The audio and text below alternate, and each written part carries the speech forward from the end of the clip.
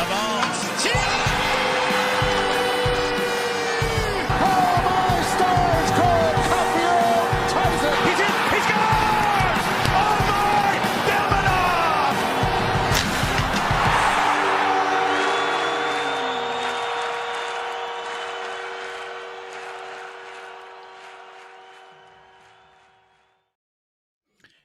Good evening, ladies and gentlemen. Welcome to a live preseason post-game show of the Curfew Boys podcast, live on YouTube and Twitter, also known as X. I am Sammy. He is my cousin Chris. Hey now.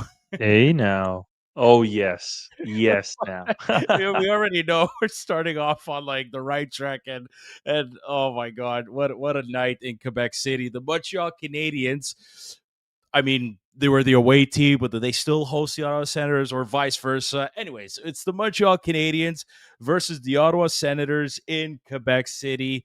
The Montreal Canadiens whipped their butts by a final score of 5-0. And boy, my cousin Chris and I have quite a few things to say about tonight's madness, but nonetheless, freaking love what I saw from the boys tonight, and I can't wait to dive into that ASAP. This episode of the Curfew Boys is sponsored by Habs Cave. If you don't know by now, our buddy Sunil, great guy. He's got the best Habs Cave, man cave for any Habs fan out there. Give him a follow, give him a shout out. Habs Cave on Instagram or TikTok. Best content regarding Montreal Canadiens memorabilia. But most importantly, our buddy Sunil is a great human being and a great member of the Montreal Canadiens community. So give him a follow, Habs Cave on TikTok and Instagram. And last but not least, my buddy Mike from Mike's Barbecue Rub. He is obviously a Canadian company, creates his own season for barbecue. You could put them on your vegetables, your fish, your meat, your chicken, whatever it is. If it could be put on the grill, excuse me, you definitely want to try Mike's Barbecue Rub. He is also the only company that uses his seasoning to season his own kettle chips, which are absolutely amazing. Give my boy Mike a shout out. Mike's Barbecue Rub, Instagram, TikTok as well. For more information, visit mikesbarbecuerub.com. And last but not least, boys, like Chris is smiling on his face, don't forget to rub your meat. You could also follow the Curfew Boys on other social media platforms such as Instagram, TikTok, and Twitter. Yeah, we're live on it. But yeah, Chris, how are you doing? You by can the also way? well, I'm doing great. You could also put Mike's Barbecue Rub on the Ottawa Senators ass as players, and because they Dude, just got what fucking the- absolutely cooked and clapped. What the No, Oh that my they God. they just absolutely demolished it, and it was so nice to see. It was so refreshing. Um, you know, I I'm just skipping how I'm doing. I think the game has completely influenced how I'm doing. Not that I was doing badly, but I'm just doing even better now that that's over and done with. But my God, an absolute shellacking of the Ottawa Senators. I was going into this game going, okay, our top line is not there, and the Mhm. top line has been extremely dominant all preseason. We also have arguably our number one defense pairing, Dobson and Gooley, not playing tonight. Whether or not they're going to be a pairing, that's another discussion. But nevertheless, two of our best defensemen, three of our best forwards not playing. How are the Canadians going to react?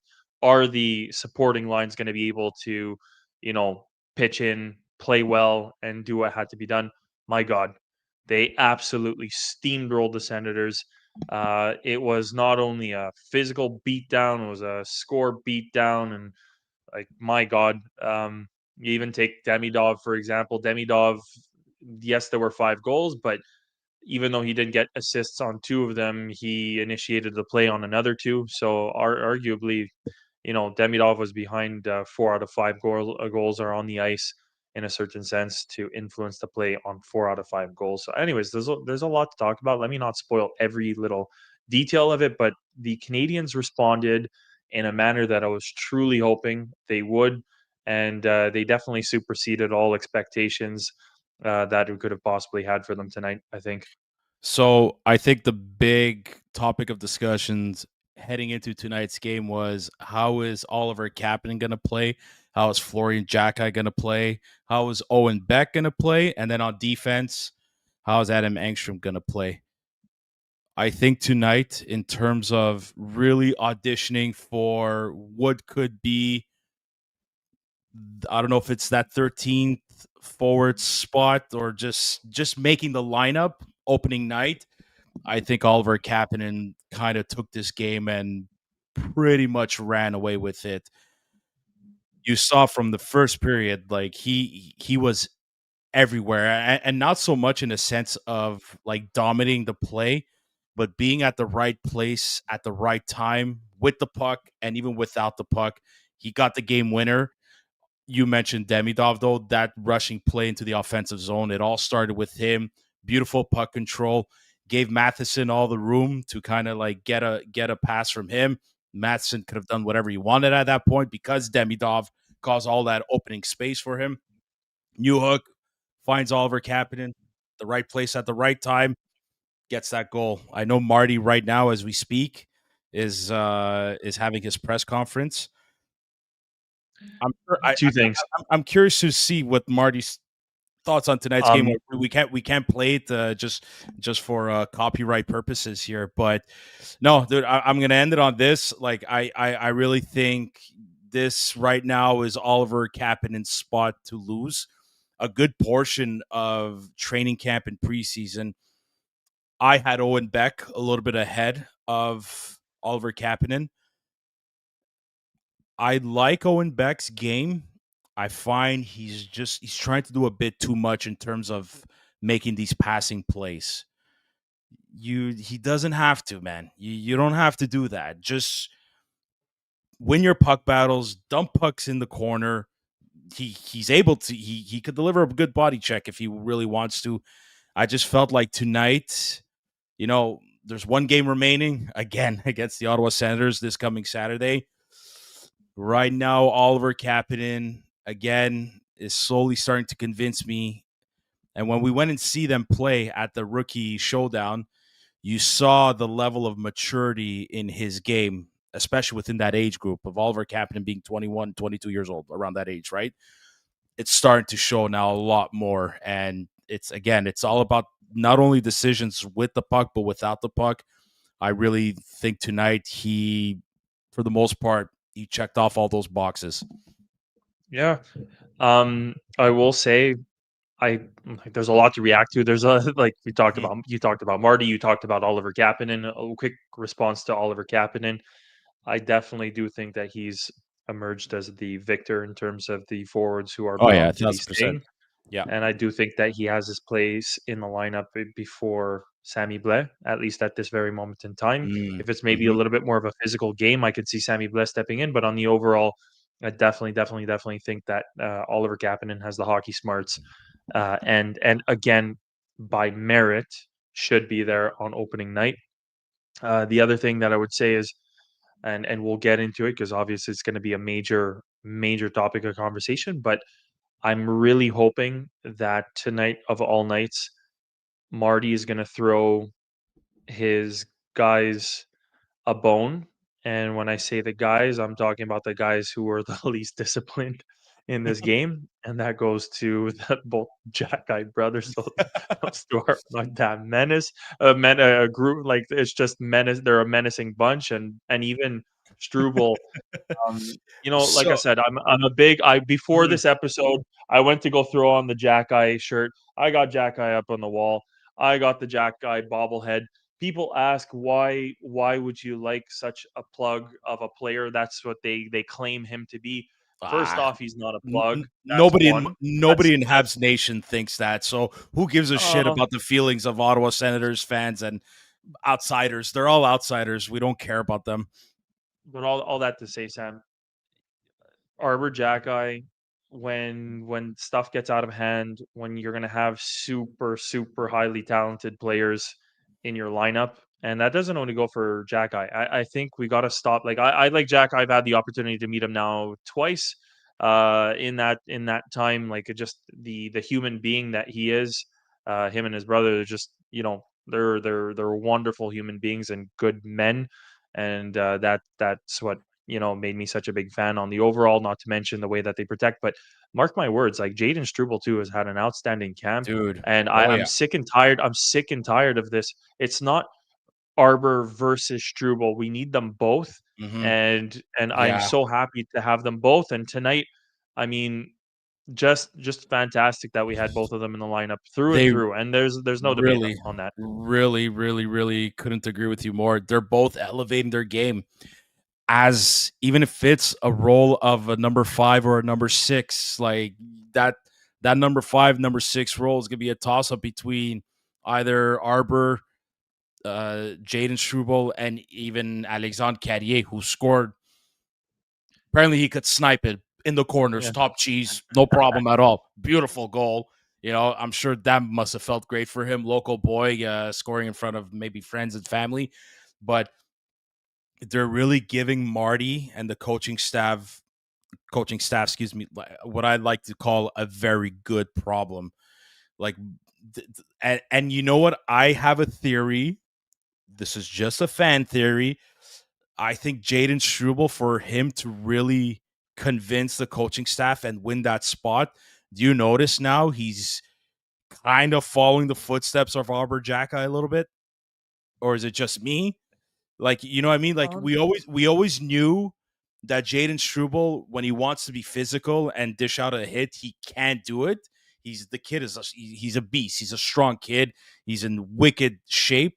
But like now he's getting in guys' faces a lot more. Like I do not recall when Jaden Struble was really like getting in the guy's face and not afraid to go toe to toe with him. And I again, this is just my theory. I think that's an extra that he's giving just to really try to guarantee his spot on the roster. And make no mistake, he's going to make the team, but it's more for like, what can I do to really keep myself in the lineup and not be a healthy scratch?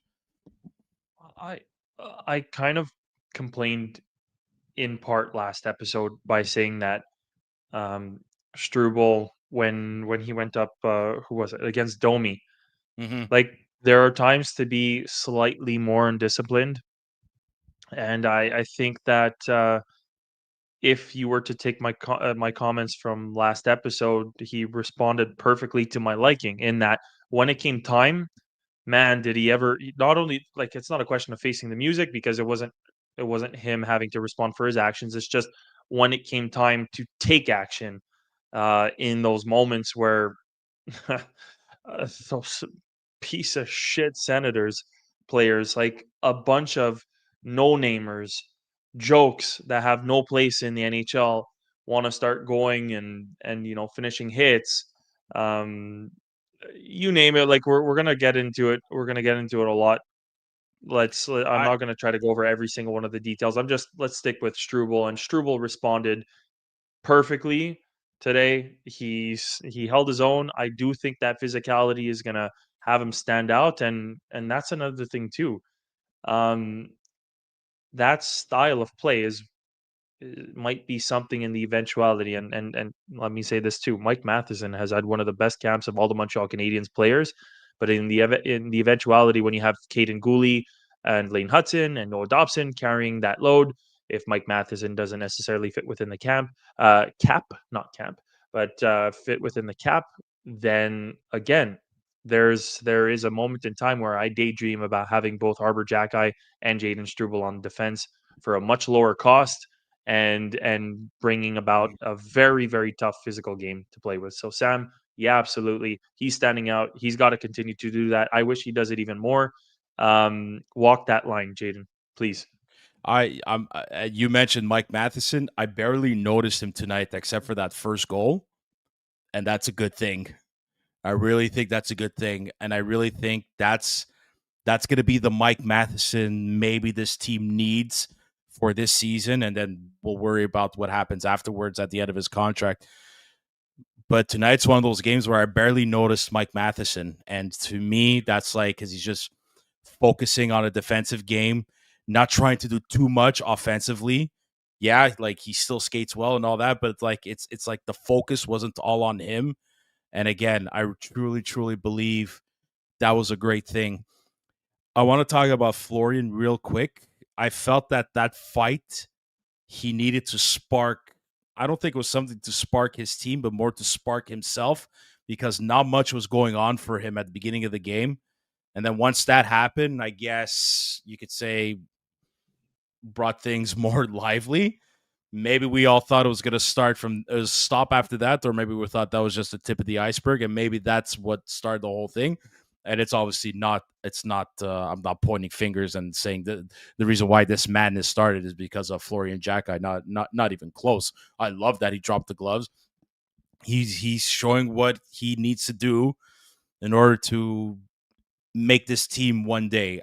I truly, personally believe, as biased as I am towards the Jacki family, I still think not yet. Not almost. He's almost there. Just a bit more time. You know, we need to see a bit more. I want to see a bit more consistency in his game. And he's going to play well in Laval. I'm not worried about consistency in his game, Laval, but just we keep repeating this, but it has to be said. I don't want him making the team if he's playing a fourth line role or being a healthy scratch. I want him, if he's going to play a fourth line role, I want him to be a permanent member of this team. I just don't think it's going to happen just yet, as much as I want him to stay. I really, really, really do. I love the kid. How can you not? He's no longer Arbor Jacki's little brother. He's Florian Jacki. That's it. It's the that identity is over now. He's not Arbor's little brother. He's Florian Jacki. He's made his name for himself. And actually, while we're speaking, I'm for sure gonna search on Twitter to see if any more breaking news happens in terms of cuts or, my God, 109 minutes. LDS posted 25 minutes ago. 109 minutes penalty minutes. That's insane. So before we move on from Florian Jacki, I think everybody's gonna absolutely dislike us both for saying what we have to say. I'm in agreement with you, Sam.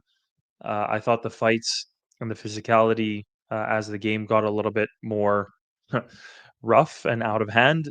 It was so nice to have an extra Jacki brother in the lineup to Yeah. really Yeah. weather that shitstorm Yeah. and to really have us come out on the winning side of those battles.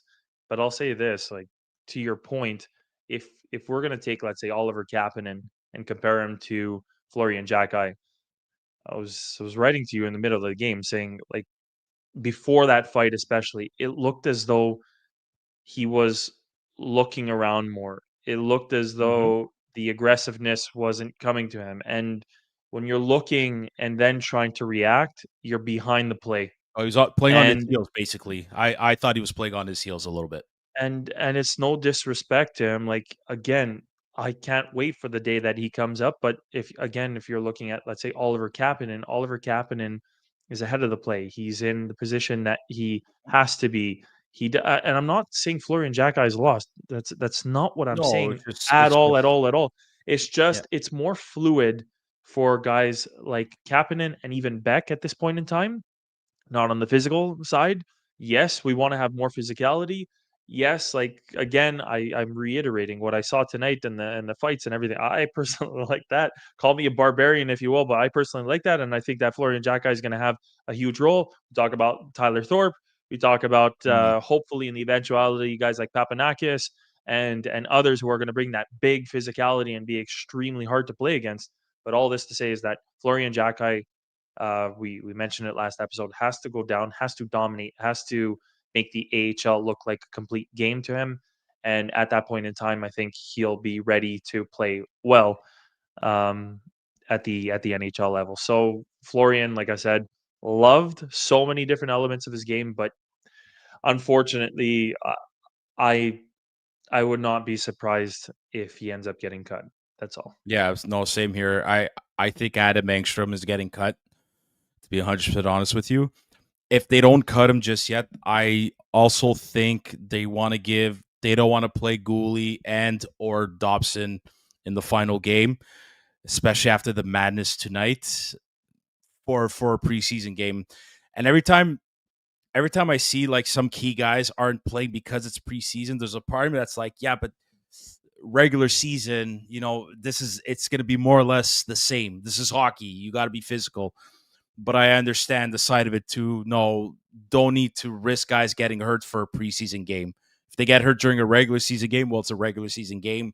We need them. So I get Yeah. I get both sides. So do I you before we move Yep. on though, Yep. do you not think that they still nevertheless give Florian another game depending on what roster the Senators are going to be playing? Maybe. I think they still want to. I think they want to try Sammy Blais for a type of game like this too. That's Depending, fair. depending. You know what I mean? It's tough to tell. I still think if they keep Florian and if they know Oliver Kapanen's making the team, do they play Oliver Kapanen Saturday? It's tough to tell, man. It's so close. It's so close between. I want to say at least the three forwards. I don't think Adam Engstrom is making the team, so at least the three out of those four that were in Laval last year. I'm curious to see what Marty does Saturday between those two. I'm actually curious to see what management does. If they don't do anything tonight, do they do something tomorrow morning? I want to ask you this: I think Marty is keeping Demidov and Patrick Laine on the first power play unit. I can't see him separating those two. They've been practicing cross ice passes, one timers almost all summer, and you saw it. You saw it tonight. Like the patience, the patience of Demidov waiting and waiting, and you see at one point. I don't know. I forgot who was in the bumper spot. I don't know. Was it Gallagher or Bolzerk? I'm really, really trying to remember. But you see everyone kind of like being aligned together, and there's just a wave that opens up. And Patrick Laine is like, holy shit, this is too easy. Tic tac Yeah. toe. There's no way Patrick Laine is missing that. Yeah. You, I don't know, dude. Doesn't matter. I don't think you could separate those two on the top power play unit. I think Marty has no choice but to start off Demidov, Laine, Suzuki, Caulfield, Hudson. I can't see. I love Slav on that first unit too, but man, this is it. This is again a good problem, but my goodness, it's clicking those two on the power play right now. I'm gonna say this. I'm gonna say maybe something contrary to what you are. I think that duo is absolutely fantastic and brutally lethal. And yes, I would love to see Hudson on the same power play as Demidov, but I do think that they would be a very sneaky, extremely dangerous second unit because all the best penalty killers are going to go up against Suzuki, Caulfield, Hudson, um, Slav, and you've seen Boldzic playing the bumper spot for the past few games. Is that how it's going to stay? I think if you end up having Demidov on that second wave with Dobson and Line and Kirby Doc, like man, that pick your fifth player, whoever you want. That is going to be absolutely lethal. And again, if it's going to be let's say New Hook at that point in time, Mm, I'm not saying that it doesn't really matter. All I'm saying is that you do have one lethal playmaker on both. I would yeah. say Demidov is one. Hudson is most certainly the primary. You have one lethal shooter on each power play. You'd have Caulfield and you'd have Line. You have one guy who's taking up a lot of space and could easily play the bumper spot and control in front of the net in Doc and Budzerk. Mm-hmm. Um, Slav it would be another shooting threat. I'd say New Hook, even though not as good, could be that other shooting threat technically, or might be able to thread the needle on the blue line and play with Dobson. But I think it creates two very good balances. And then what are other teams going to do? Are they going to truly divide up their best penalty killers? I don't think so. So it just makes it extremely extremely hard. And then look, you're so right in saying that these two have been practicing together. There's a clear chemistry that's been built, and like it seems as though every game it's a carbon copy of the same play where he's just passing it. It seems as though like the sea just parts, the pass goes through, and Liney is just like clap right into the net, clap right into the net, smack, and it's just I can very well see it actually being divided at this point in time. I never thought I would say that, but I do see them dividing up that talent not to have a super stacked line on one side, and the other thing too is even Caulfield. I don't know how to say this, even though we haven't seen him play. It seems as though he took offense to him having less of a good shot or uh, uh, a lesser shot than that of Patrick Laine, and he seems to also come to camp with an improved shot one way or the other. I don't know. Late Hudson's shot too. Like you Like, could yeah, tell, him too. So he's so, just but that's so, but that's the thing. he's so But that's good. the thing. You ask like, He's I don't want to disgusting. get like. There's so many beautiful things to talk about this game, the 5-0 game against the Sens. But like, I'll leave it off on the reason why I believe there's an opening is because both Caulfield and Line are just absolutely lethal, and they both respectively deserve to play in that spot that they love. And then if you're talking about who's best with Line and who's feeding him passes, well, it's clearly Demidov. So if those two, if Caulfield and Line are not necessarily going to be on the same power play line, and you want to keep Demidov there, then I could very well see the division of the players I, s- on those two. I swear to God, Demidov better not be injured. I Nick Cousins and Yeah, that slash. There's so many things I want to say, but for the sake of I'm trying my best not to use vulgar words here, but that was a piece of shit move, and he knew exactly what he was doing. There was a bit of that worry. I think I have to look over Marty's press conference again. I didn't hear it. I get the feeling, and I pray to God I'm right, that they just, because the game was getting a bit out of control, I think they were like, let's just not play him. It's not worth it. We're up, we're winning, kid. Elias says here they're waiting for updates. yeah. So I The don't know the if one thing that I I don't know if didn't, that's a good thing or a bad. Fuck's sakes! I'm gonna keep oh, the I'm one gonna thing keep that I checking didn't on Twitter for any updates too. But there's one thing that I didn't like, and again, it doesn't automatically equate to a serious injury, but even for the 3 stars, Demidov didn't come out.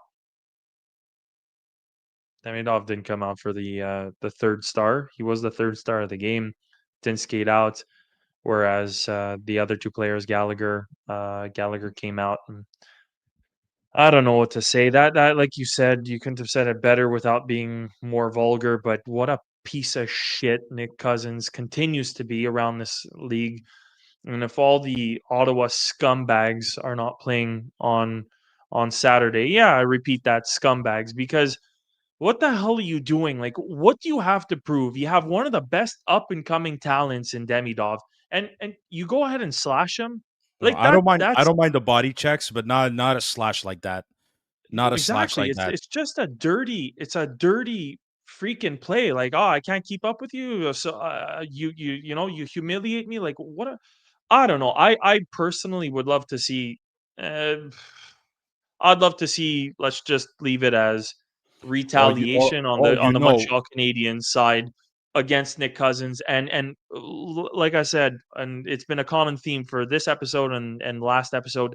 May that retaliation come with a high level of indiscipline and happy, if especially if it's going to be the last preseason game, and especially if Danny Dobbs just so happens to be hurt.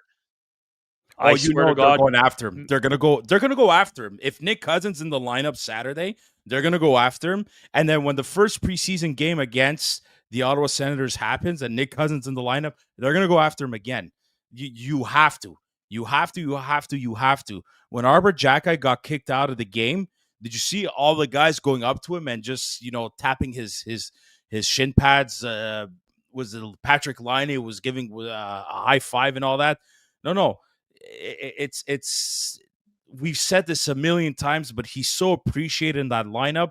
And there's another when Florian got in the second fight too, like the kid, just something went click, and he just lost his shit. I really I forgot who put in the comments, but It was Yakimchuk that he Oh, Yakimchucked yeah. him. He Yakimchucked No, him. no, That no. was But on Twitter, somebody replied to us saying we're the new Broad Street Bullies or something. So I just it's too bad it's a preseason game, because if this was a regular season game, that we could use the Bash Brothers meme all we want just to represent the Jackeye brothers. But yeah, no, they gotta. There's got to be a message. Even if Demidov's not injured and he comes back next game, or they just healthy scratch him for the final preseason. No matter what, you got to go after Nick Cousins. They have to. He's got to answer. He's got to. McEwen. Nobody's gonna remember. Nobody's gonna remember his name. It's really Nick Cousins. They got to go after now. He's got to answer the fucking bell. Excuse my language. No, 100%. And like I realized that Stutzle and Kachuk might be playing in the final game. That's fine. We should have Suzuki, Caulfield, Slavkovsky who are going to be coming back. I actually want to see a hockey game and not a full-fledged brawl. But nevertheless, like Nick Cousins clearly crossed the line, and even Sabrango.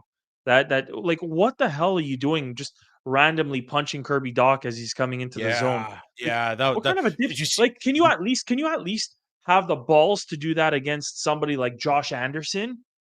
Can No, you they at won't. least like not go after a guy No, coming from coward. like Coward.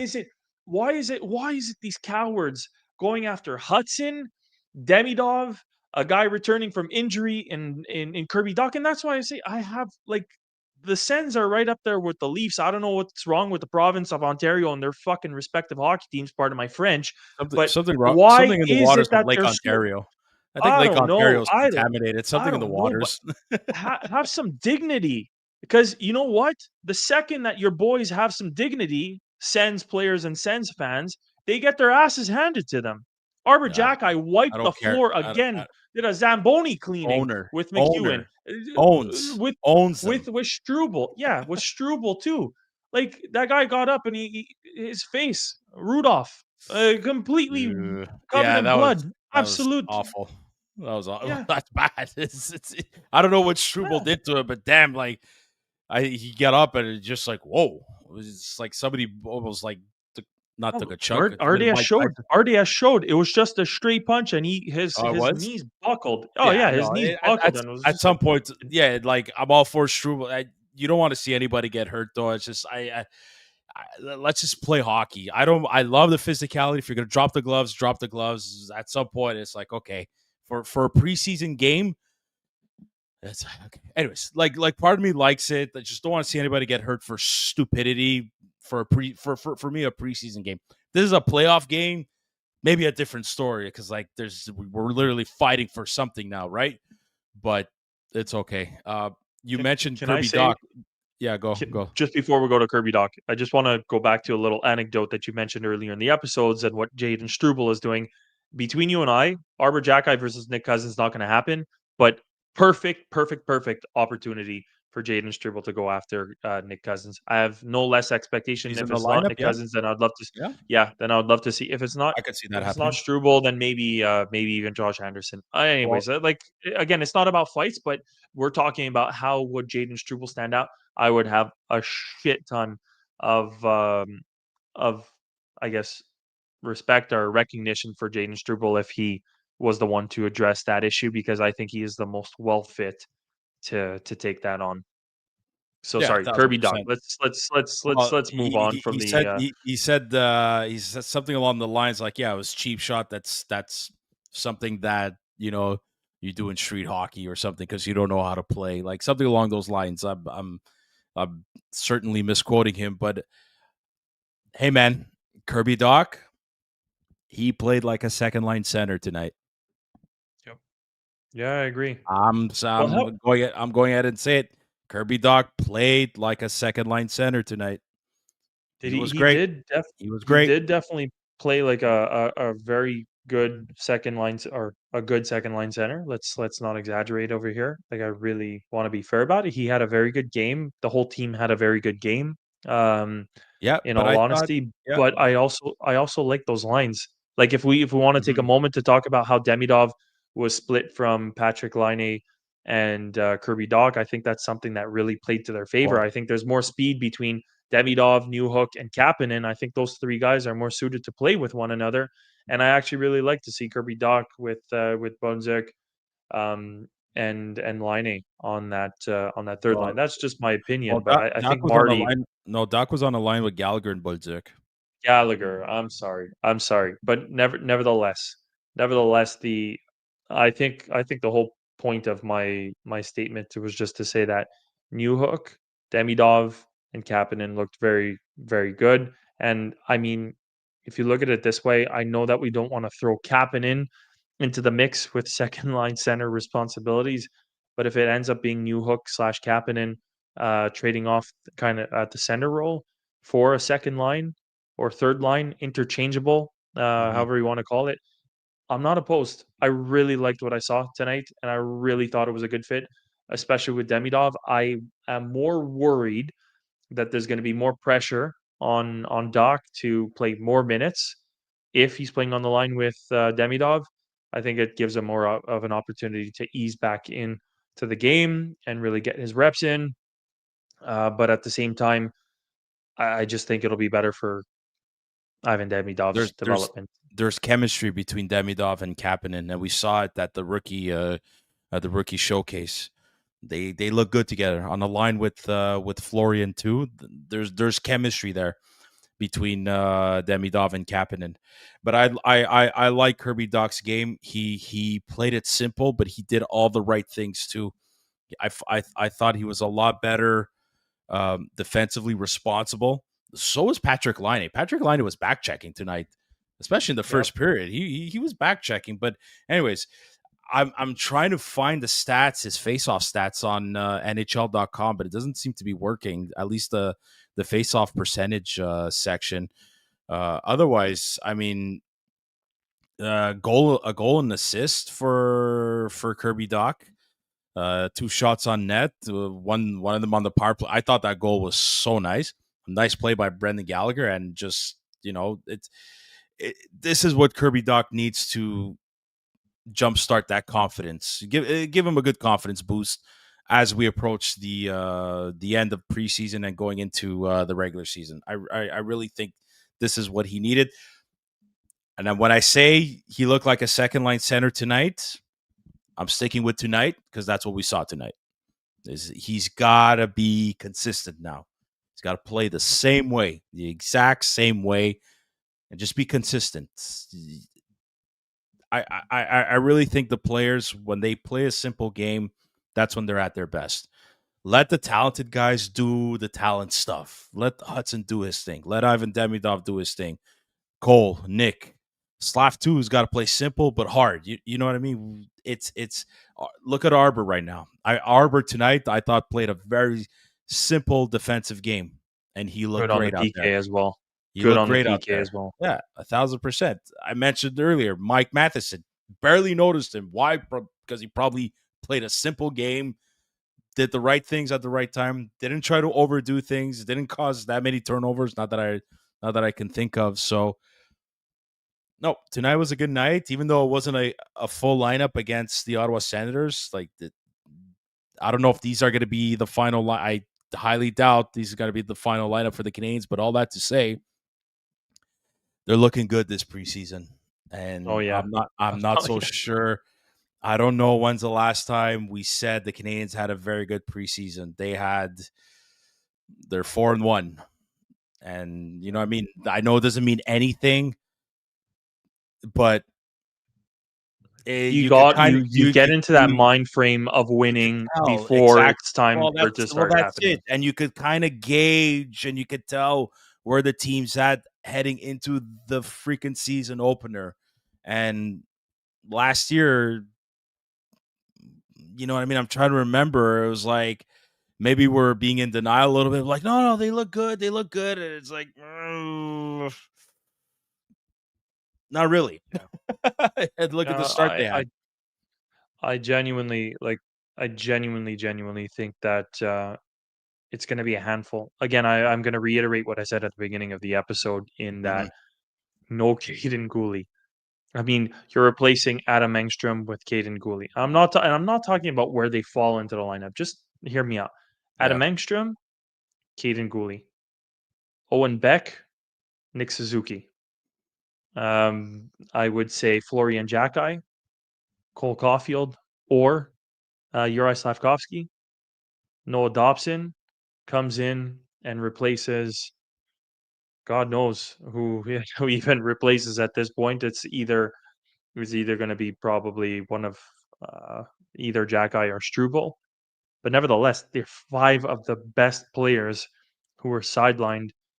They all showed up, performed super well, showcased with all the supporting forward and defensive lines will bring to the table potentially over the course of the year. Did Mhm. Ottawa ice their best? No, they didn't. But nevertheless, they had a good roster. They had a lot of veterans. They had Thomas Chabot. They had Jake Sanderson on defense. Yeah. Um, if you're saying, well, what's the difference between the Ottawa Senators? Yeah, okay, Brady Tkachuk comes in comparison to one of these plugs that they have up top. You have Stutzle who's going to do the very same thing, and you also have maybe Claude Giroux who's coming in. But nevertheless, like Yeah, yeah, those Drake Matheson J, too, but I think he's injured though. I think he's but injured. but Drake uh, Math but Anyways. what I'm trying to say is that the Ottawa Senators are going to be probably our closest. They're set to be our closest competition within our respective Yeah. division, and And even Dylan though it's Dylan not a Cousins too statement was still game. playing. Yeah. Dylan Dylan Cousins Cousins was playing. was in there too. Yeah. So you gotta say, as much as I'm not gonna call it a statement game, but if you evaluate, and I think it's a fair evaluation, if Mhm. you evaluate all the Canadians supporting players, and by supporting players, I'm gonna say second line down, and second defensive pairing to, let's say, a fourth practice defensive pairing, the Canadians outclassed the Senators like in a disgusting manner. And it's not just about they showed up and it just so happened to be like that tonight. The Canadians are ready to go. The Canadians are really ready Yeah. to go. No, I think I so. keep saying it. They are going to. I genuinely think that they're going to surprise a lot of teams. I think that chemistry, that man, we've talked about Wolfpack mentality. Like the Canadians have never Oh been yeah. this physically It's scary. They've never been as tight knit. There are so many players who took major leaps forward. The veterans, like if I would say Anderson, Gallagher, they don't look like they've taken any steps back really. Like everything has progressed in a very positive manner, and again, we hadn't even had the chance to see the best of our players in this showcase tonight. So, God help again. Hopefully, knock on wood. Say your prayers, do whatever you want, but I don't think that we're crazy to say that the Canadians are going to be a hell of a competitive team, and we'll see what happens. But I'm saying start the season. We're ready to go here. They're ready. I think they're more ready than at least three quarters of the I teams in just, the I NHL. just I just want this season to start. I want preseason to be over, and I wish it was the start of the season this coming Saturday against the Ottawa Senators. The NHL's got to look into starting the regular season against the Senators now, because I really feel like we're getting a bit more of a rivalry with the Senators compared to the Leafs and or the Boston Bruins. So, anyways, but Boston, yeah. A it's Montreal Boston season opener is it seems long overdue. yeah, but I don't like where Boston's at right now in terms of even them too. They're gonna have to start a rebuild. I could see them tanking within a season or two, but anyways, maybe they will, maybe they won't. I don't know what Cam Neely and whoever else over there has got planned, but no, Have it's they? we're one preseason game away, man. I'm a One preseason game left, and then yeah, then it starts next I'm week. a fuck. I'm sorry. I'm a bad fan over here, but I'm just curious. Did Boston even name a captain yet? That's a good I would question. imagine. I'd imagine it goes to Pasternak, but Either I Pasternak just or Mac. I could see Pasternak or McAvoy getting it. I think actually McAvoy would be Yeah. probably the best suited to wear the C. Anyways, Be- who cares be- about the Boston Bruins? But be- it's good to before we know your close enemy, off, right? did you see Kaprizov's extension? Holy shit! That Oh, that was horrible. holy, I'm sorry to say. I'm sorry. holy. What's McDavid going to make 20 million? Well, I'm sure Bowman is freaking calling Bill Garrett, be like, "Yo, what the hell you doing to me? You're killing me here. You're killing me. You're gonna make my best player in the world leave town, and then I'm gonna lose my job." No, no, It's I don't know. I don't know if horrendous. that's the case, but holy shit, 17 million per year. Oh my god. Major overpay. No disrespect, because again, I think the day will come that Demidov is going to look awfully similar, if he doesn't already look awfully similar to Kaprizov. But if you think about Right. it, like we're getting both. Essentially, we have Nick Suzuki and Cole Caulfield for less than that of Yeah, Kaprizov. 10, Those are yeah, two. like 10 million less. But that's the crazy, like that's the craziest thing. We have Look, best of luck to the Minnesota Wild, but that's the type of thing that, Toronto's not Yeah. wasn't able to go anywhere and wasn't able to win when their window was open. Mark my words, Toronto's window is closing and closing very fast. Boston My did a god. very good job of taking hometown discounts.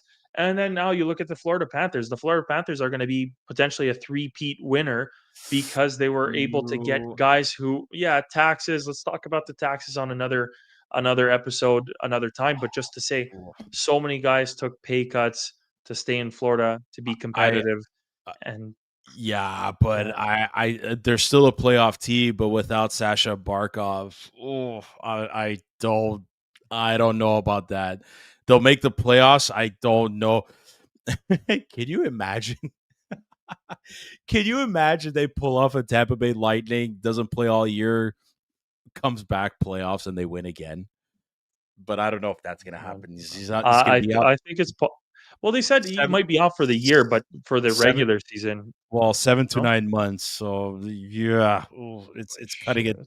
It's cutting it close, and they have no Matthew Kachuk till I think like December. But Kirill Kaprizov, man, the base salary is all $1 million, and it's 18 million in signing bonus, $18.1 million in signing bonuses for the first 4 years. Then 16 million, 14.2, 12.7, 12.7. Jesus Christ. Mike, I hate to say it. this is the thing, Chris. All no movement clause. They can't trade him. All no Look, movement clause. Holy I'll shit. say it like this. Look, I'll say it as like this. I really like this is way, way, way early, and this is undeserving. But I'm just saying, in the eventuality, I hope that Demidov is not like this. I mean, there is I don't think a so. bad track record of some outstanding Russian players who have been very demanding in terms of salary. And when I say very demanding, like Kovalchuk signed a record-breaking deal. Oh, Kaprizov, look I what he remember just that with did. New Jersey. They're Yeah, yeah, they yeah. were making they were making videos like, "Are you effing nuts?" Anyways, it was anyways, I just hope that Demidov is going to go a little bit more down the lines of Kucherov styled contract and be able to take a little bit of a discount, because my God, it's not a good look. If you ask me, it's not a good look on Kaprizov. I think it puts, it makes your team that much less competitive. It allows that much less room to go get good players to play with you. And what it screams to me is, hey, I'm getting super well paid, but I don't give a shit about competing. That's the way that I see it. I And don't. the I cap don't is know. going up. The cap is Yeah, going up, and sure, I there's going to think be room, but that's shit. what I think. They're really, really relying on the cap to go up like major after, because like we said, what in the next 4 years it's go up like $10 million or like something like that, or within from Fair now, enough. I think it might something like even be that. less time. I think it might even be less time, but all that to Yeah, say, Cam, in is, the next 2 3 years, it should be up to $10 million plus. well, So what does that I mean for the think next 2 to 3 years? can you go get those extra players? Like for now, the Minnesota Wild are going to be handcuffed with that much less salary cap to play with. And are they in trouble? No. Were they expected to be a contender? No. But nevertheless, I like they're depending. You said it so well. They are depending on an increase Yeah. to the Yeah. salary cap. But if they're depending on something, it's not a guarantee. Whereas a guy taking a hometown discount or a discount to stay in that respective city, that is absolutely a guarantee, and it directly allows for change to be made to go get better players and be that much more competitive immediately. So Yeah, I'm but they sorry to got say, yeah, but they got their most of their key guys locked down for more or less long term ish. Like Matt Boldy, he's locked down till 2030.